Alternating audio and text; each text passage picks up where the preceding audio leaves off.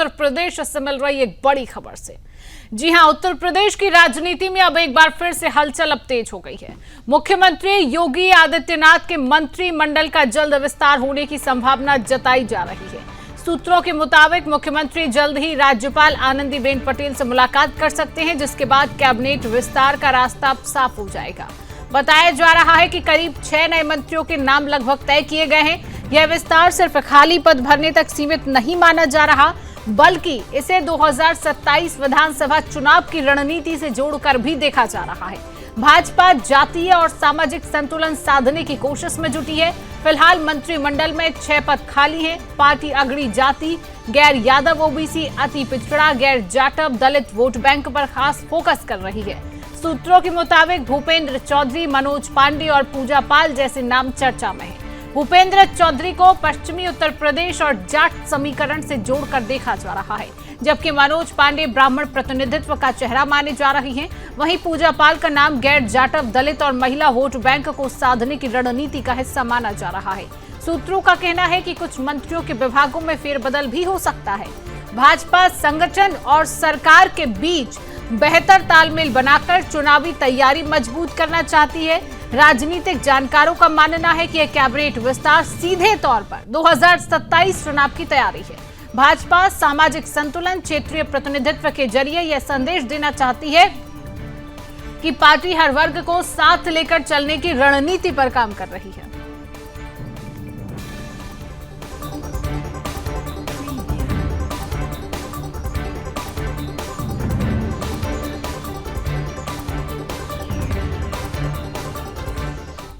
और इसी खबर पर हम अधिक जानकारी लेंगे। हमारे साथ लखनऊ से यूपी ब्यूरो चीफ रजत मिश्रा मेरे साथ लाइव जुड़ चुके हैं। रजत, जिस तरीके से अब एक राजनीति में बड़ी जानकारी और बड़ा हलचल है उत्तर प्रदेश की राजनीति में, क्योंकि इसको ये भी कहा जा रहा है कि 2027 में जो विधानसभा के चुनाव है उत्तर प्रदेश में उसको भी देखें, तो अब योगी कैबिनेट का ये विस्तारीकरण जो किया जा रहा है, कई नए मंत्री भी इसमें शामिल किए जाएंगे। 2027 को देखते हुए क्या समीकरण बन रही है?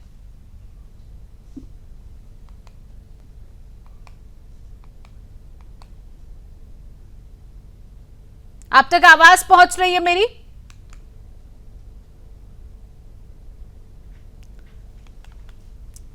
तो 2027 का चुनाव कहीं ना कहीं अब योगी कैबिनेट में एक बड़ा बदलाव किया जा रहा है और 2027 विधानसभा चुनाव को देखते हुए कहीं इसको कह सकते हैं एक बड़ा कदम है योगी कैबिनेट का विस्तारीकरण, जहां पर अब 6 विधायक योगी के लिए लाभदायक होंगे। मंत्रियों के 60 आंकड़ा 27 में मुकाबला अब तगड़ा हो सकता है।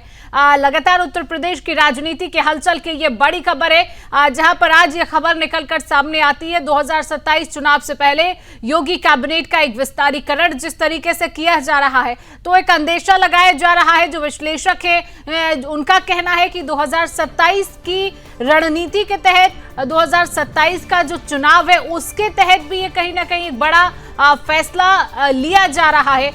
तो मिशन 27 पूरी तरह से एक्टिवेट अब हम इसको कह सकते हैं कि 2027 का जिस तरीके से उत्तर प्रदेश में चुनाव है उसको हम मिशन 27 एक्टिवेट पूरी तरह से कह सकते हैं कि पीआईडी का पूरी तरह से समीकरण स्पष्ट इस बार नजर आ रहा है। योगी कैबिनेट का विस्तारीकरण चुनाव से पहले 2027 के चुनाव को देखते हुए ये कितना बड़ा बदलाव आने वाले चुनाव के लिए कितना बड़ा फायदेमंद साबित हो सकता है, क्योंकि योगी कैबिनेट में एक बड़ा बदलाव, 6 विधायक।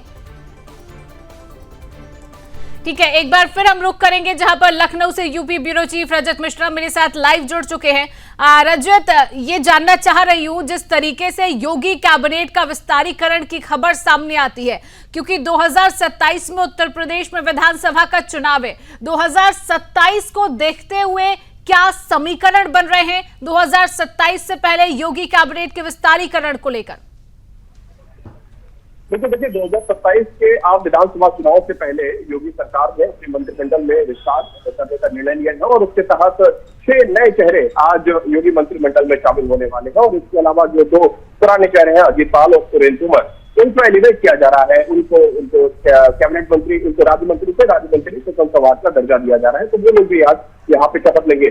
ये जन भवन है और इसी जन भवन में करीबन 3 बजे के आसपास ये जो पूरा शपथ ग्रहण का कार्यक्रम है, ये शपथ ग्रहण का कार्यक्रम जन भवन में शुरू होगा और इस जन भवन में ही ये जो नए 6 चेहरे हैं जिनको सामाजिक संतुलन के आधार पर भारतीय जनता पार्टी ने मंत्रिमंडल का हिस्सा बनाया है, वो 6 चेहरे इस मंत्रिमंडल का हिस्सा बनेंगे।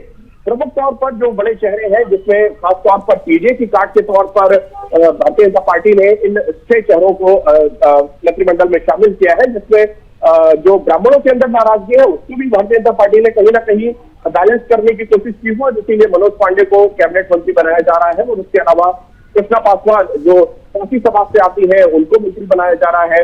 हंसराज विश्वकर्मा जो विश्वकर्मा समाज से आते हैं, ओबीसी समाज से आते हैं, इनको मंत्री बनाया जा रहा है। सुरेंद्र दिलेर वाल्मीकि समाज से आते हैं, उनको इस मंत्रिमंडल में स्थान दिया जा रहा है। और ये योगी सरकार का जो पहला कार्यकाल था उसमें तो वाल्मीकि समाज से तकरीब एक अनूप वाल्मीकि मंत्री थे, लेकिन क्योंकि वो लोकसभा चुनाव में सांसद बने और वो दिल्ली चले गए, उसके बाद से पूरी योगी मंत्रिमंडल में कोई भी वाल्मीकि समाज का व्यक्ति नहीं चाहते। ये पहला चेहरा है हंसराज दिलेर जिनको इस पूरे मंत्रिमंडल का हिस्सा बनाया जा रहा है। कैलाश राजपूत जो भी राजपूत है और जिस तरफ से वो आते हैं उस तरफ वोट बैंक काफी मात्रा में है और इसलिए उनको भी इस पूरे मंत्रिमंडल का हिस्सा बनाया जा रहा है।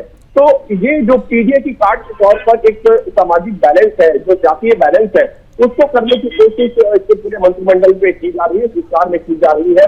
6 पद पहले से खाली थे, 54 मंत्री थे योगी सरकार में, उसमें से जो 6 पद खाली थे उन 6 पदों को भरा गया है, उन 6 स्थानों को भरा गया है। और अब जो मंत्रिमंडल होना चाहिए, जो फुल पैक्ट मंत्रिमंडल जिसको बोलते हैं, वो मंत्रिमंडल अब यूपी में काम करेगा। योगी सरकार ने जो अपनी टीम है वो अब पूरी कर ली है, योगी आदित्यनाथ ने अपनी पूरी टीम की है और इस नई टीम के साथ ही 2027 के विधानसभा चुनाव में भारतीय जनता पार्टी जाएगी।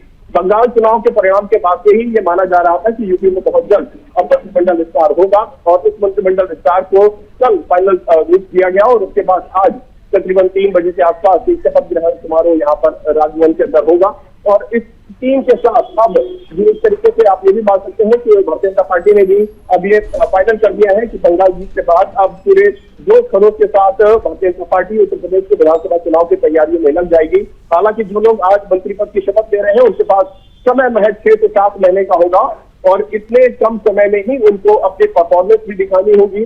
जो जातिगत जो नाराजगी है ग्राउंड पर, उस नाराजगी को भी इन लोगों को दूर करना होगा, क्योंकि पीजे की काट के तौर पर लगातार भारतीय जनता पार्टी अपने नए नए फॉर्मूले निकाल के ला रही है और उसी के तहत पासी समाज हो, वाल्मीकि समाज हो, ओबीसी वर्ग हो, ब्राह्मण वर्ग हो, उन सभी लोगों को इस मंत्रिमंडल में हिस्सा देकर एक मैसेज देने की कोशिश भारतीय जनता पार्टी ने जरूर की है कि किसी भी तरीके का जातीय विभेद पैदा करने की कोशिश जो समाजवादी पार्टी की तरफ से की जा रही है, कि भारतीय जनता पार्टी के अंदर इस तरीके से जातीय आधार पर खासतौर पर जो ठाकुर बिरादरी का एक जो ठप्पा योगी आदित्यनाथ की सरकार के ऊपर बार बार लगता था, उससे भी कहीं ना कहीं अपने आप को दूर करने की कोशिश भारतीय जनता पार्टी की सरकार ने की है। योगी आदित्यनाथ ने जो नए चेहरों को स्थान दिया है वो सारे के सारे नए चेहरे पिछड़ा वर्ग से आते हैं और लगातार भारतीय जनता पार्टी उन पिछड़ा वर्ग के लोगों के ऊपर काम करती हुई दिखाई दे रही है। तो ये जो मंत्रिमंडल विस्तार है, ये मंत्रिमंडल विस्तार काफी मायने में अहम होने वाला है, क्योंकि इस विस्तार के साथ जो जातीय इम्बैलेंस था मंत्रिमंडल के अंदर, उस जातीय इम्बैलेंस को भी भारतीय जनता पार्टी ने खत्म किया है।